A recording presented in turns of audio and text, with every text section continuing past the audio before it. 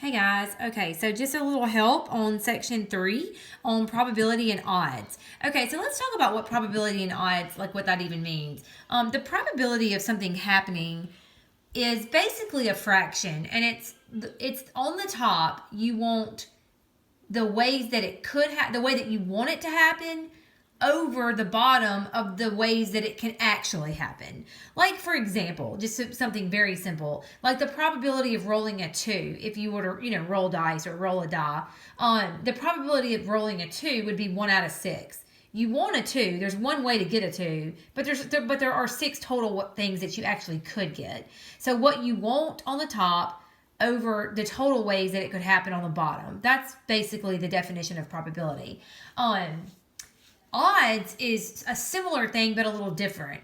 Odds is basically a ratio of successes to failures. So the odds of rolling a 2 would be 1 to 5. There's one way to succeed, but there are 5 ways to fail. So odds is a little different.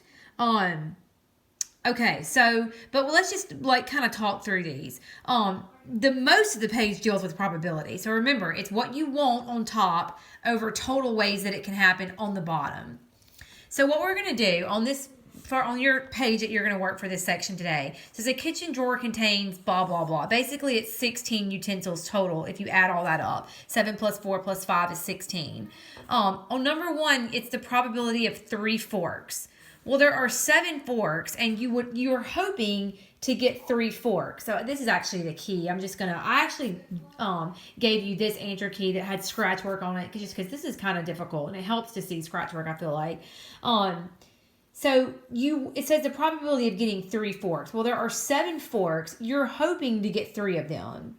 But in reality, on the bottom, there are 16 utensils, and you're grabbing 3. So basically, you do the C for combination. Combination of 7, choose 3, divided by combination of 16, choose 3. And that's how that works. On number 2, it's a little different. You're hoping to get 2 different utensils. So it's the combination of, again, you want 2 forks. Well, there are 7 forks, and you're choosing 2.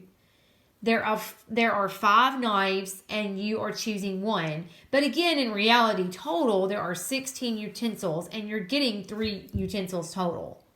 So that's kind of how that works. Really the same way all the way down that page until you get to odds. And odds, again, is different. Odds is the ratio of successes to failures. So it says from a standard deck of 50